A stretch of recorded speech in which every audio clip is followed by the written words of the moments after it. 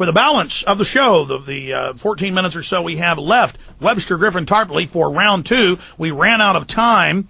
You know, we covered Obama. We covered the Queen taking over Canada today. Yes, it's in Reuters. We're not kidding. Showing she rules. When it finally comes down to her being thrown out, she says, I rule. Boom. Parliament, you're gone.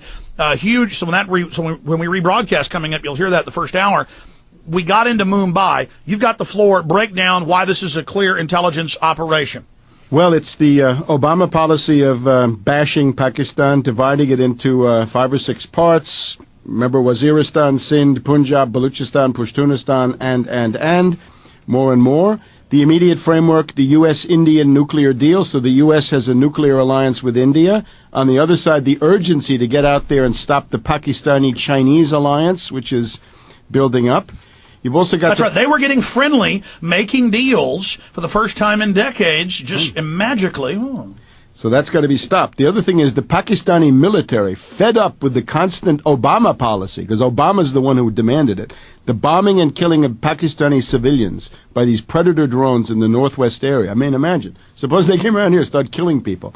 You'd get your back up pretty soon. So the Pakistani military had cut the supply line at least once, saying, look, you want to get your truck convoy up into Afghanistan? We're stopping it. No trucks for the next 2 or 3 days. So this was a big shock for the Anglo-Americans and for NATO. And finally, Gates. Gates in position at the Pentagon. Now, I described... Founder of Al-Qaeda.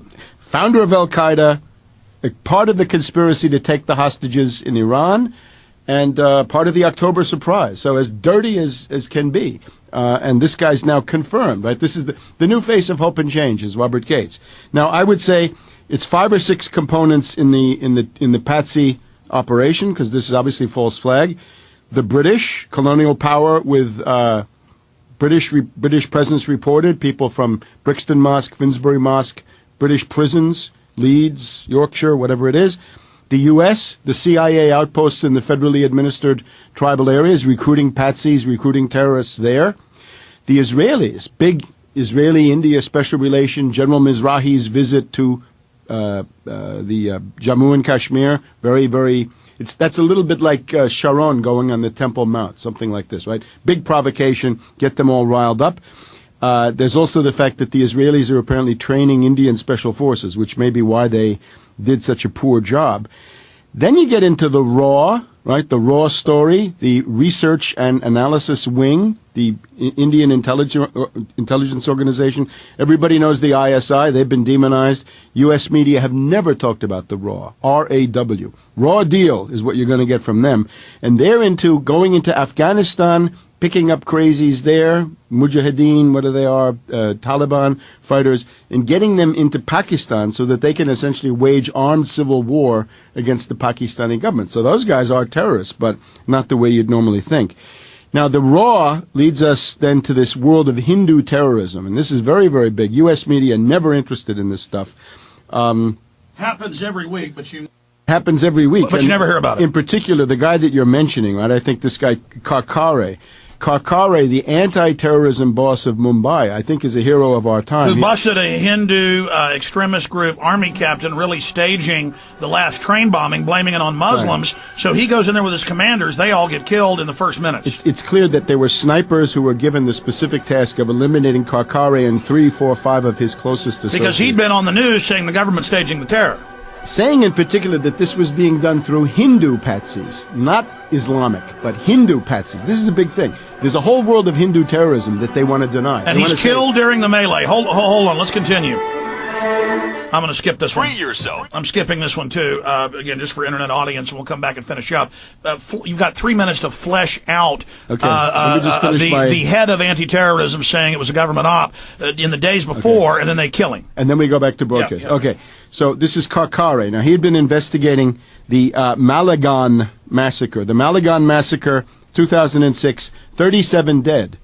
And he had been saying, look, it's not clear that these were Muslims. It's not clear that these were Pakistanis at all. It looks to me more like it's this world of Hindu, and he bossed the army captain. Terrorism. He bossed the army captain. And the BJP candidate, basically the shadow prime minister of the BJP, the Hindu nationalists, I guess, had come out saying this guy should be fired. There were calls to fire him, and he was getting before death he threats. was killed. Right. So now, in the middle of this event, it looks like there's a special team that has only one task, which is to kill him, because they knew that he would be in the front rank of the people doing something about it, whereas the other Indian forces, I mean, now, I want to warn good cops. I want to hours. warn good cops and good FBI, like John O'Neill, who they killed in 9/11 and threw in the building.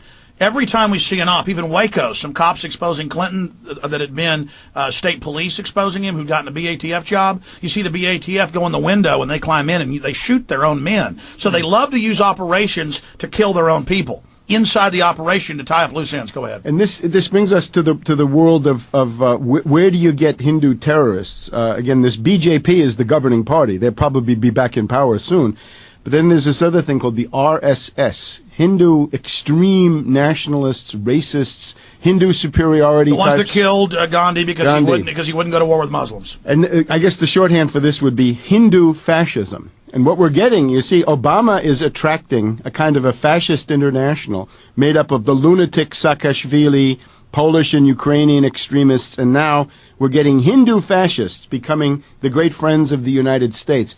And your future is going to be hostage to a bunch of Hindu fascists under the Indian-U.S.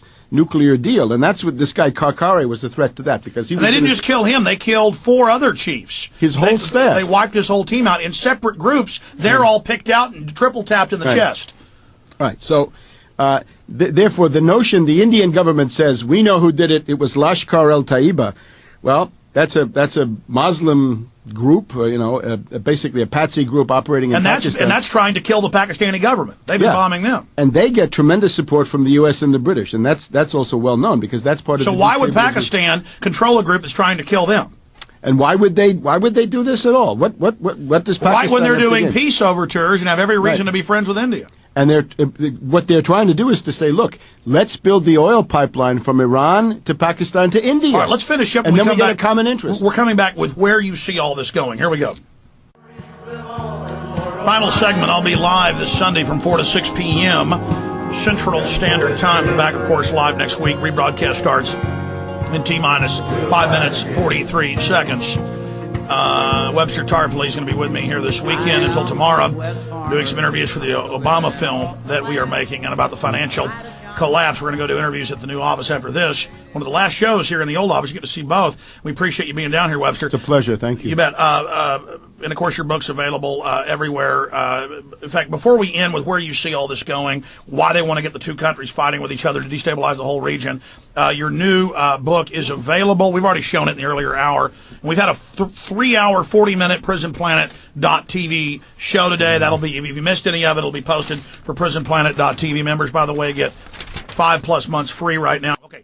That said, Webster, you got about 3.5 minutes. Go ahead and finish up with where this is going. Well, it's going to be a new phase of world confrontation. See, the Anglo-American empire is collapsing financially. Everybody can see this, right? What's going on in London and above all New York is a total financial collapse.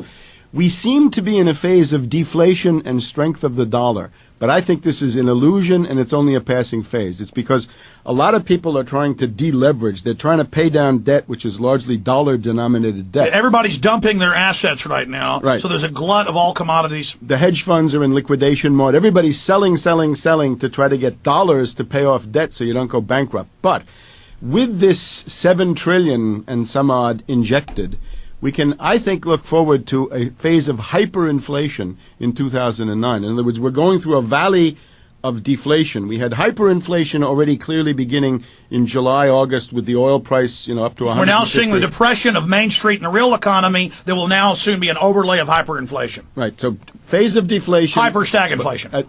Actually, yes, exactly. The worst of both. Hyperinflationary depression, hyperstagflation. We're going to need a new term. You're exactly right. And that's what we should do. So the point is now, when the Anglo-American banking system and currency collapses, the entire Anglo-American ruling elite goes nuts. And that's what we saw with the Queen. The Queen is expressing that her oligarchy over there are not happy campers. They're going nuts because they've got Northern Rock, they've got Gordon Brown, Alistair Darling at the Exchequer and Mervyn King at the Bank of England. They're trying to keep this thing together. They can't do it. So they say, we've got to have outside events. And that's what Rand said, as you know, a month ago, and this pub was all over foreign press. Rand Corporation said we need a war bigger than Iraq, bigger than Iran. We need something of World War proportions. Right. And Obama says it's going to be Pakistan. And remember that Brzezinski is the big power at Rand. In other words, if there's a leading ideologue of the Rand Corporation, it's big new My Brzezinski. God, so they're going to, who knows what they're going to do. So now look at what we've got. U.S., British, and Israel against the world was bad enough. But now it's U.S., Britain, Israel, plus India, most likely, plus Georgia.